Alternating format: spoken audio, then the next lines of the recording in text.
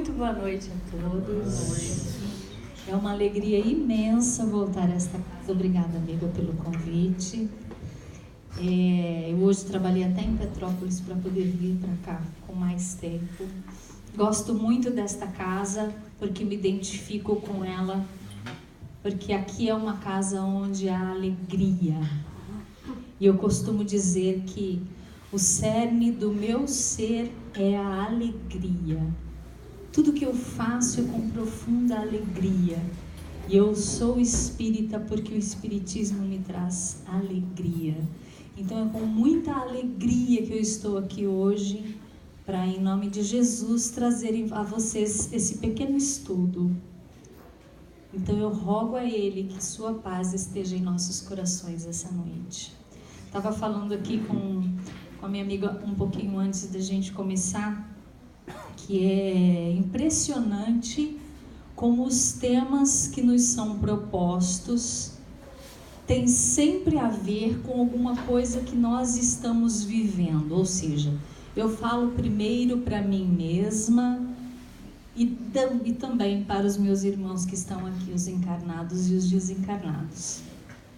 E que a gente percebe, eu não sei vocês, mas tem acontecido comigo, que as provas estão se tornando de uma certa forma mais constantes, mais acerbas. É como se o cerco estivesse se fechando em torno de nós. E essa história de ser trabalhadores da última hora sai das páginas dos livros e as letras vêm agarrando a gente. Nós somos realmente os trabalhadores da última hora. E quando nós falamos em conciliação com os adversários, para mim foi muito importante esse estudo, porque eu me percebi com muito mais adversários do que eu acreditava, em função desse estudo. Nós convivemos com essa ideia, nós conhecemos essa passagem que está no Evangelho de Mateus. Há tanto tempo, nós espíritas falamos sobre ela, há tanto tempo, e ainda não entendemos com profundidade suficiente para que ela fizesse sentido a fim de modificar nossos comportamentos. Eu gostaria de ler a passagem para a gente lembrar. Só fazendo um adendo, esse estudo é baseado no livro Parábolas Terapêuticas, do Alírio de Cerqueira Filho, que quem me apresentou foi a Andréia, que é um livro maravilhoso, recomendável, deve-se ler. Ele fala sobre os ensinamentos de Jesus de uma forma simples, de uma forma que toca o coração da gente. Então esse estudo é baseado em um capítulo dele, é justamente no capítulo que fala sobre a conciliação com os adversários. Em Mateus, capítulo 5, versículos 25 e 26, Jesus diz assim: concilia-te depressa com o teu adversário, enquanto estás no caminho com ele, para que não te entregue o adversário, não te entregue ao juiz, e o juiz te entregue ao oficial, e te encarcerem na prisão. Em verdade te digo que de maneira nenhuma sairás dali, enquanto não pagares até o último ceitil. Todos nós conhecemos a parábola. Jesus nos recomenda nos conciliarmos com os nossos adversários. O que a gente entende por conciliação? É um termo até meio jurídico, né? Conciliar é ficar de bem, fazer as pazes, entrar num acordo para que a gente possa caminhar juntos. Não é como se a gente voltasse atrás de determinados passos mal dados. Então, conciliar com um adversário, já que a gente entende que conciliar é fazer as pazes, a gente tem que pensar, mas quem é meu adversário? Jesus nos diz para a gente se conciliar, ou seja, se ajeita, se arruma, se coloca em paz com as pessoas com quem você não se dá bem, com o teu inimigo, com quem você discute, com as pessoas que de fora para dentro te fazem mal. E eu tenho certeza que aí na sua cabeça apareceu alguém. Uma pessoa só no máximo, não mais que isso, que a gente não tem muito mais que um adversário. Ou 2, talvez. 3, 4, enfim, quantos tenham aparecido aí? Esse time do futebol todo que está aí na tua cabeça, esses que são os teus adversários, Jesus nos recomenda. E quando nós fazemos um estudo através do Evangelho segundo o Espiritismo, fica muito claro o porquê de Jesus nos dizer assim: enquanto estás no caminho com Ele. Pois bem, nós que somos cristãos espíritas entendemos que a morte não existe. A morte é um estado, uma passagem, uma modificação. Nós deixamos o corpo material para voltar à vida verdadeira, que é a vida espiritual. Vai que eu sou inimiga da Andréia. Nós somos adversárias. Eu tenho um ódio mortal da Andréia porque ela pisou no meu pé num determinado dia, eu não perdoo. Então eu tenho mágoa, eu tenho raiva, eu tenho um ódio da Andréia.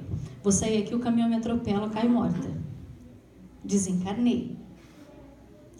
Será que nesse momento que eu desencarnei eu fiquei linda? Porque as pessoas costumam dizer: ai, tão bonita no caixão, morreu sorrindo. Não tem isso. Morreu que nem um passarinho, estava linda no caixão. Não tem isso?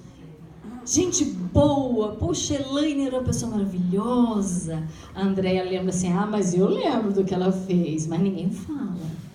Quando a gente muda de estado do material para o espiritual, a gente muda também, a gente fica legal, fica bacana? Só que não. A gente vai para o novo estado exatamente como a gente está agora. Então eu levei aquele ódio todinho que eu tinha da Andréia. Quando eu estava encarnada e tinha ódio dela, em toda oportunidade que eu encontrava com ela, eu brigava com ela. A gente discutia, a gente se batia de frente. Agora eu desencarnada, peguei uma vantagem. Agora ficou bom pra mim. Agora eu posso volitar, né? Agora eu posso ir em qualquer lugar onde ela estiver. Ela não precisa me ver. Ela estiver sonhando, eu vou lá. Ela estiver comendo, eu vou lá. Na hora do banho dela, eu vou lá. Ou seja, o que eu sinto, eu vou levar.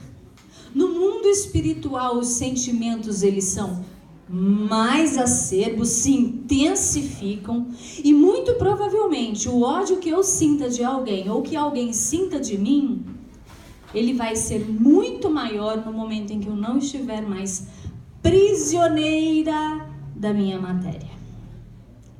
E aí é óbvio que se eu trago ódio, rancor e mágoa, é disso que eu vou sobreviver no mundo espiritual.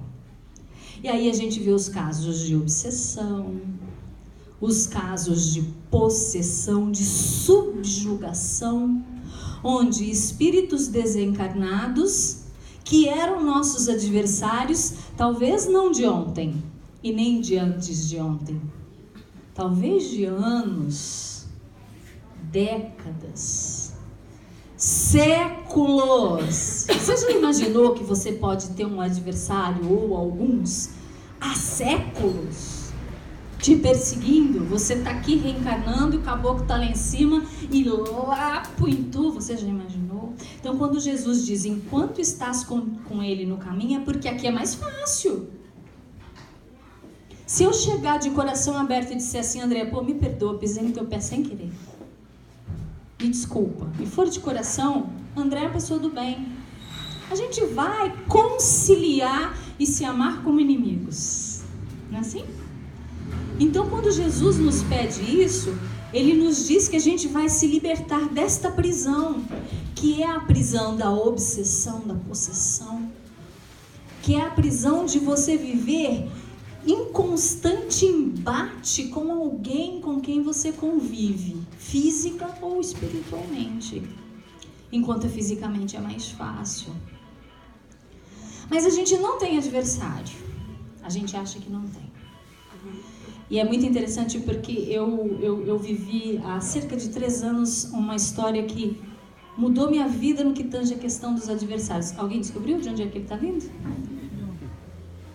Achou? Desistiram. Foi um obsessor, gente. Nessas horas o obsessor toca mesmo. Eu comecei a trabalhar na prefeitura de Paraíba do Sul. Eu trabalhei na campanha e tinha um grande amigo na campanha. E a gente falava assim, a gente ganhar, eu quero ser secretário tal. Aí ele dizia, eu quero ser secretário tal. E a gente estava combinado que ia fazer um excelente trabalho. O prefeito foi eleito, aí ele me chamou e falou assim, eu quero você na secretaria tal. Eu falei, não, nessa não. Nessa não, porque é o fulano que quer. Eu falei, não, mas o fulano, eu vou precisar dele para outro trabalho. Então, eu preciso que você assuma essa secretaria e o fulano vai ficar. Você já conversou com o fulano? Conversei com o fulano, tá tudo certo. Falei, esquisito isso, hein? Fui lá, falei, escuta, amigo, seguinte, o prefeito me chamou para a secretaria que tu queria. Ele falou, não, tudo certo, tranquilo, já acertei com ele. Tá, beleza. Era mentira. Ele não tava beleza. Ele não ficou feliz. Ele não gostou. E nós começamos a trabalhar juntos, e em 2 meses era pé de guerra. O negócio ficou esquisito.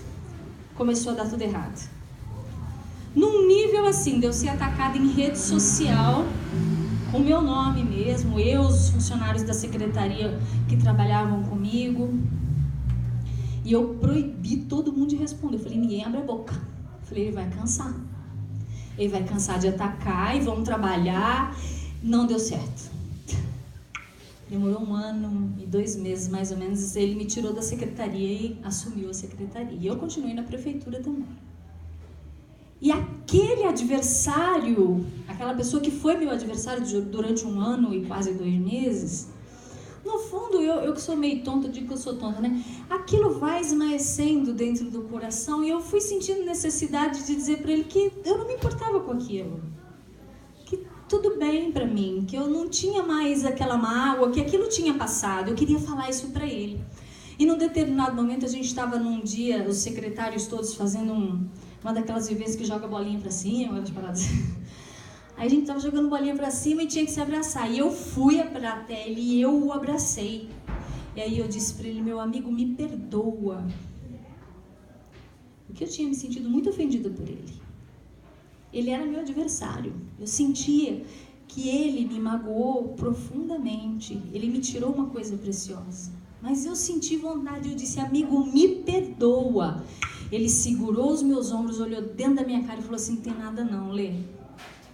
A gente errou de parte a parte. Aquilo foi um choque para mim, que mudou minha vida. Eu errei com ele. Da mesma forma que ele era meu adversário, eu era adversária dele. Da mesma forma que eu tinha coisas a reclamar dele, ele tinha a reclamar de mim. Eu nunca fiz nada para ele. Gente, eu nunca fiz. Então, meus irmãos, o que eu estou tentando dizer aqui é o seguinte: todas essas pessoas, esse time de futebol que apareceu na sua cabeça como seu adversário, tenham absoluta certeza, vocês aparecem na cabeça deles também quando eles pensam num adversário. E você não fez nada de mal para ele. Você não errou contra ele. Você não se interpôs para você, no seu julgamento. Porque é assim que as coisas funcionam. Na minha cabeça e no meu sentimento, eu só fiz o meu melhor. E para ele, eu fui um adversário. Eu fiz mal a ele. Dali para frente, a minha cabeça mudou. Mas isso é uma conclusão que a gente tem do estudo. Mas o Alírio, que nos propõe esse estudo, ele vai um bocadinho adiante. Ele diz que ele faz uma análise mais profunda desse concilia-te com o teu adversário. Ele vai além desta ideia de que a gente precisa se recompor com os inimigos que estão conosco no caminho agora.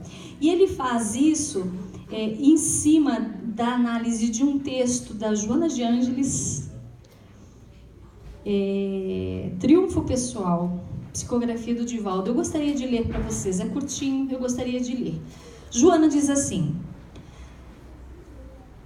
esses adversários são as paixões dissolventes que aturdem o ser e que, em desalinho, encarceram a consciência nos conflitos, gerando tormentos a que se entregam todos aqueles que se deixam vencer pela culpa. Guarda esta palavra, culpa, transformada em fobias, em insegurança, em transtornos, em transtornos neuróticos, em outros tipos de doenças mentais. A oportuna referência que Jesus faz, que é: não sairás dali enquanto não pagares até o último ceitil, tem um caráter terapêutico. Olha a visão de Joana de Ângeles. Ela diz que quando Jesus fala assim, você só vai sair da prisão quando você estiver curado, olha onde ela vai. Leciona que se faz necessária para a paz íntima a reconciliação com o adversário, com os referidos hábitos mórbidos que perturbam e transformam-se em agentes contra o nosso progresso e nossa renovação, mediante os quais instala-se o desequilíbrio da nossa saúde. Quando Alírio Cerqueira César faz uma nova leitura dessa ideia dos adversários com os quais devemos nos conciliar, ele fala dos adversários internos, não mais dos inimigos que eu tenho por fora, e sim dos inimigos que eu tenho por dentro. Quais seriam? Os pensamentos, os comportamentos e os sentimentos negativos que eu carrego dentro de mim. Ora, diz Alírio Cerqueira Filho que se eu me empenhar em me conciliar com o meu inimigo externamente, sem ter feito a minha conciliação interna, mentira, não vai funcionar. Não vai funcionar. Porque não adianta eu olhar para esse meu irmão e dizer, me perdoa, e ele dizer, tudo bem, erramos de parte a parte, aí eu dizer, bacana, tá tudo bem entre nós, se dentro de mim eu continuo remoendo a raiva, a angústia, a mágoa, eu me reconciliei com quem? Com ninguém. O que eu estou criando? Para mim mesmo, doenças mentais. O que é que nós vemos aí hoje? Depressão, suicídio, pessoas cada vez mais tristes, cada vez mais em busca de remédios e de saídas e de bebida alcoólica e de drogas que possam tirar de dentro delas o inimigo. O inimigo que na verdade é o que a gente não consegue se conciliar, é com quem a gente não consegue se resolver. Quando a gente vive nessa sensação de conviver com esses tormentos internos, a gente vive num balanço entre a culpa e a desculpa. E a gente vai falar um pouquinho mais pra frente sobre isso aí.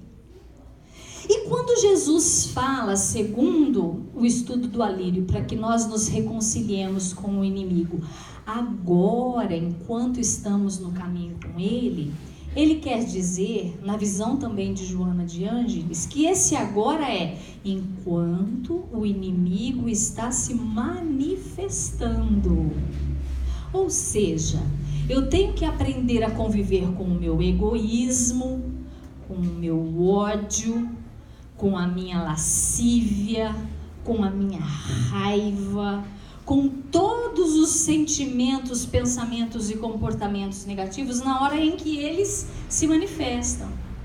Porque enquanto eu estou aqui linda, loira e de salto, nem uma coisa nem outra, falando para vocês, nem linda, nem loira, nem de salto, falando aqui com vocês, é muito simples eu dizer, vamos, amigos, nos reconciliar com o nosso, com o nosso egoísmo. Não é? Isso é muito simples de falar. Olha como eu estou calma. Então, dar a lição é muito fácil. Mas Jesus diz claramente, enquanto estás no caminho com Ele, é quando Ele se manifesta. E é agora, neste momento da nossa existência, em que nós temos vivido conflitos ímpares, nunca antes vistos na história deste país, nunca antes vividos, é agora que nós devemos encarar e buscar trabalhar com esses conflitos. Ou seja, Jesus, que é um cara exigente para dedéu, fala assim, faz as pazes com a tua sombra. E aí você se pergunta, mas como é que eu vou fazer as pazes com a minha sombra? Como é que eu vou fazer do meu egoísmo o meu amigo? Está lá na Gênesis, explicado bem direitinho que nós fomos criados à imagem e semelhança de Deus, simples e ignorantes. E nós vamos chegar à perfeição, seremos anjos, certo? Então, quando Deus nos cria simples e ignorantes e nos dá a possibilidade de conviver e aprender, a gente vai entre erros e acertos. Tudo que Deus nos deu é bom. Uma das coisas que Deus nos deu foi o ego. E ele é muito importante para que a gente sobreviva em determinadas situações. Mas o adoecimento do ego é o egoísmo. É quando o ego, que é o centro de mim mesmo, o meu self, o que eu sou, a minha individuação, se torna doente. Então eu quero tudo para mim. Então eu quero o melhor para mim, segundo o melhor para mim, terceiro o melhor para mim e tudo para mim. Quando esse meu egoísmo se manifesta, como é que eu vou torná-lo meu amigo? Como é que eu vou trazer isso de volta para mim? Nesse movimento, diz Alírio Cerqueira Filho, que a gente se divide entre duas polaridades na vida. A gente se divide entre a culpa e a desculpa. A culpa é caracterizada inicialmente pelo autojulgamento. Você se julga, eu estava conversando com a André também antes da gente começar. Puxa vida, eu estudo tanto, eu me empenho tanto, eu vou à casa espírita todo dia, eu faço atendimento fraterno, eu trabalho na mesa mediúnica, eu leio o abençoado evangelho todo dia e eu não aprendo. Mas eu posso errar. Aí no mês passado eu falei com o André assim, desisti de tudo, larguei tudo. Peguei minha agenda e falei, vou desmarcar esse monte de palestra toda que eu tenho aqui. Vou desmarcar isso tudo, não vou fazer mais nada. Não vou mais à casa espírita, não vou falar mais com ninguém, não quero saber mais de religião, porque eu não consigo. Eu não sei fazer. Culpa. Eu trago para mim um sentimento de que eu não sou perfeito. Sabe o que é isso? Isso é orgulho. Isso é orgulho. Como assim uma pessoa que está todos os dias na casa espírita pode errar? Como assim uma pessoa que sabe que não pode fazer isso, vai lá e faz? Como é que você se comporta perante o seu próprio erro? Você se culpa. Porque você não tem humildade suficiente para entender que você é apenas um espírito em processo de crescimento. Nós vamos chegar lá. Pô, mas o que eu faço dá tudo errado. No mês passado aconteceu um episódio com a minha filha. Eu olhei e falei assim, misericórdia do pai. Faz 22 anos que eu tô fazendo o quê? Faz 22 anos que eu tô criando essa criança. Eu fiz o quê? Culpa. Por falta de humildade. Porque não me reconheço aprendiz da vida. Se eu me reconhecer aprendiz da vida, eu não me culpo. Eu me desculpo. Eu digo assim, tudo bem, Elaine, mas não faz mais isso não. Erra outro erro agora. Esse você não erra mais. Ali na frente você cai de novo. O joelho bambeia outra vez. Mas se você se entende filha de Deus, criada para a perfeição, você vai compreender que a culpa cria para você o que Jesus chama na parábola de prisão. O que é essa prisão na visão de Joana de Ângeles e que o Alírio coloca aqui para nós? São esses sentimentos ruins que criam conflitos desnecessários. Quem vive na culpa vive conflitos desnecessários o tempo todo, se julgando mal, se colocando para baixo. Perdi o emprego. O que aconteceu? Eu também sou muito ruim, eu não sei fazer. Perdi o marido porque eu sou uma péssima esposa.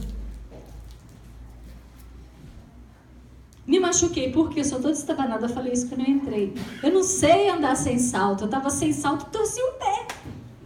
A gente se culpa o tempo todo e a gente se coloca nessa prisão sem grades, que são os sentimentos de conflitos desnecessários. No entanto, há uma outra polaridade. Há pessoas que vivem num outro extremo, que não é a culpa, é a desculpa, que também começa no auto-julgamento. Você percebe que alguma coisa não deu errada, que alguma coisa não deu certo.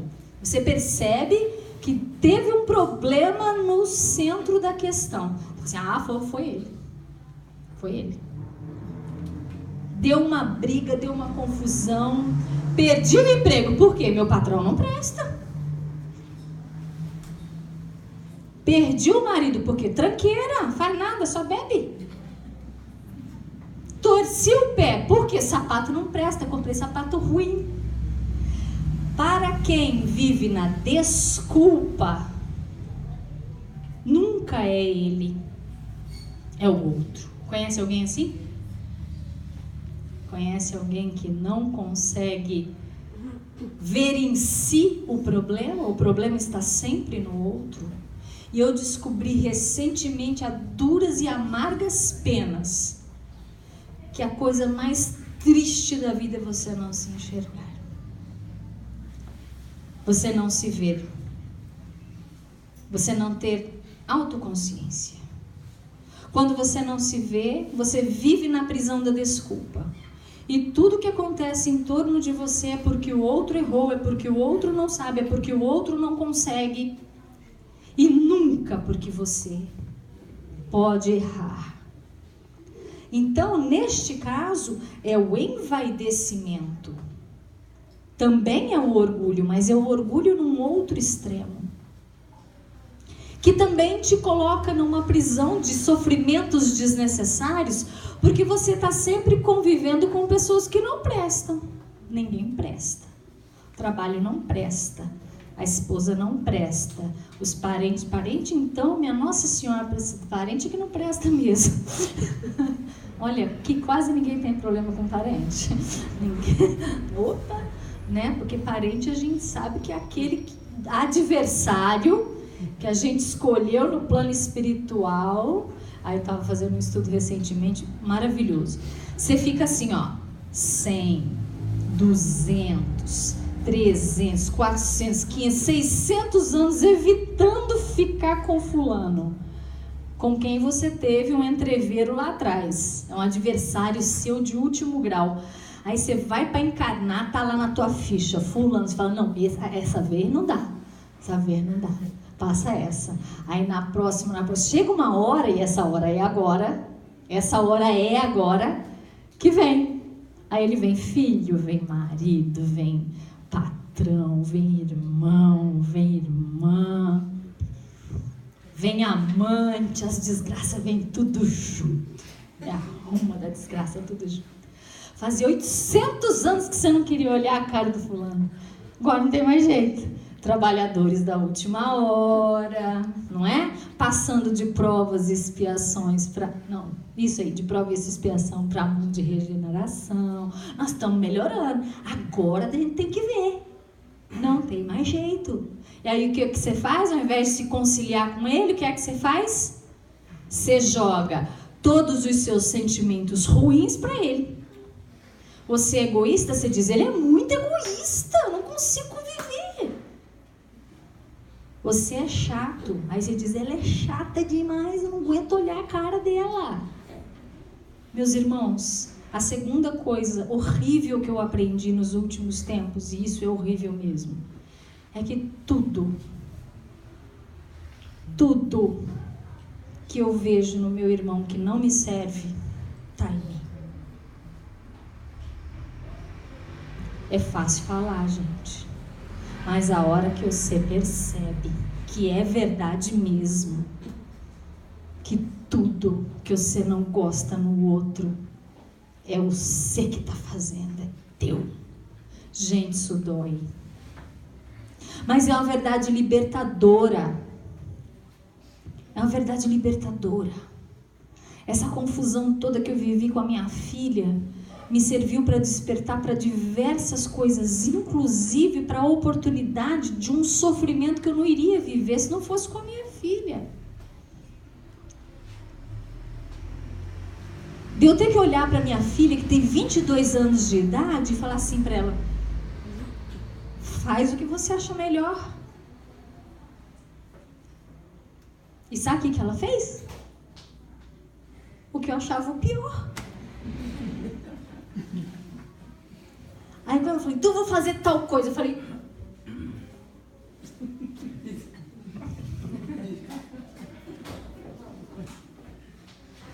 vai lá. E falei assim, se der errado você volta. Tô aqui. A minha vontade era socá-la na parede, amarrá-la dentro de casa, correntá-la dentro de casa. Ela já voltou, já deu errado.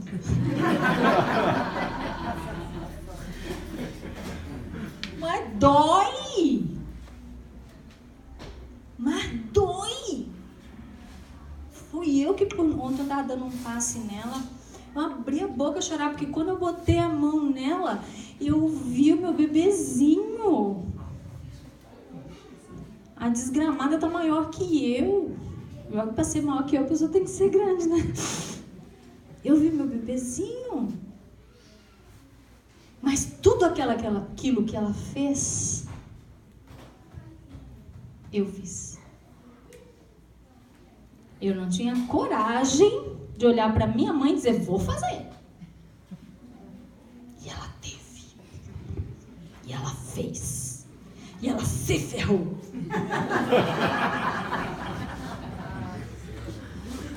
Tá tudo bem agora. Mas eu tive que respeitar e dizer para ela, faz o que você quer. Faz o que é melhor para você. Não é? E eu consegui, nesse momento, me isentar do movimento, tanto da culpa quanto da desculpa. Não é culpa minha que ela está fazendo isso. A atitude é dela, a escolha dela, é o direito dela.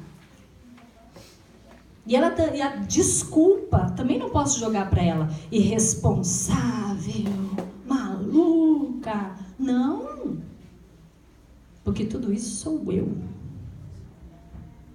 Então, quando você se liberta, quando você entende, quando você percebe que essa é a verdadeira prisão, você consegue fazer o que o autor chama da volta para a casa do Pai. Onde é a casa do Pai? A casa do Pai é dentro da gente. É Deus. É onde Deus está. Somos nós. É o nosso cerne, é o nosso eu íntimo. Quando você consegue se libertar da prisão de que Jesus falou, você volta para a casa do Pai. Porque você consegue entender que ninguém tem culpa das coisas que você faz. Ninguém tem culpa dos problemas que você vive. Ninguém tem culpa das vicissitudes que você está enfrentando agora. Hoje uma amiga me chamou para almoçar. Ela só me chama quando está muito, muito, muito ruim, né? Só que dessa vez ela avisou, amiga, eu tô mal, não preciso falar com você. Falei, tô indo. E quando eu fui no carro orando. Senhor, me ajuda, que eu diga palavras boas. E aí eu fui ousada e nunca mais vou fazer isso, porque você pede, vem, hein? Pede não, porque vem. Falei, Jesus, me dê a oportunidade de eu exemplificar o teu evangelho através das palavras que eu vou dizer com essa irmã. Cheguei lá, ela não chorava não, ela estava debulhando. Quando ela conseguiu falar, contou todo o drama dela, aí eu fui me colocando, fui falando, ela foi se acalmando, a gente foi entrando mais ou menos num acordo. Aí a gente entrou num acordo do que a gente achava que era melhor ela fazer com relação ao problema que ela está vivendo. Aí num determinado momento ela falou assim, o que eu não aceito é a injustiça. Eu nunca aceitei, eu não sei viver com a injustiça.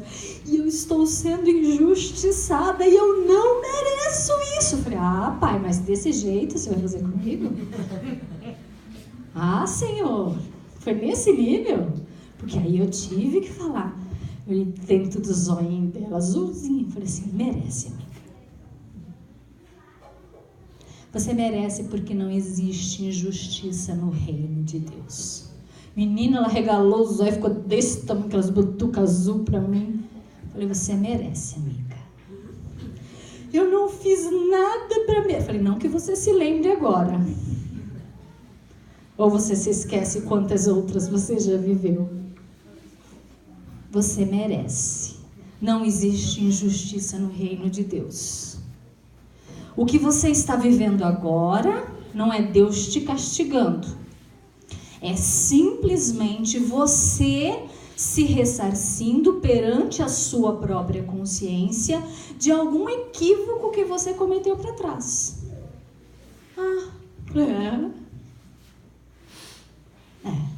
Falei, mas olha que coisa boa. Você já reconhece que isso não é bacana. Você já não faz mais isso com ninguém.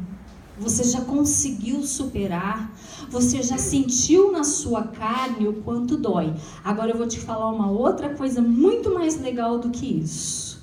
Você não precisa mais passar pela injustiça, porque ela já vem de uma sequência, né? De demissão, de marido que traiu, de isso, de aquilo, e agora isso. Você sou muito injustiçado. Eu falei, agora você não precisa mais.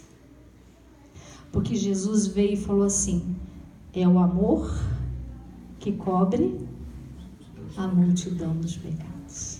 O que é que Jesus quer dizer? Eu não preciso 1000 vezes pagar as 1000 vezes que eu fui injusto. Eu preciso entender que a injustiça não me serve mais e me ressarcir perante a minha consciência amando.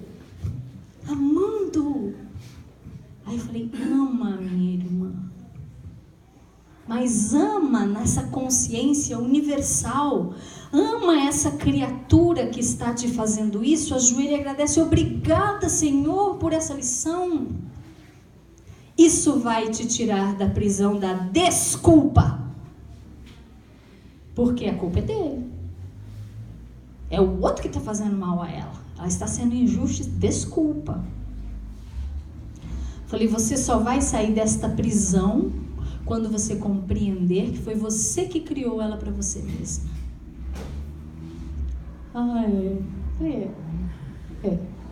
É óbvio que falar é simples, não é?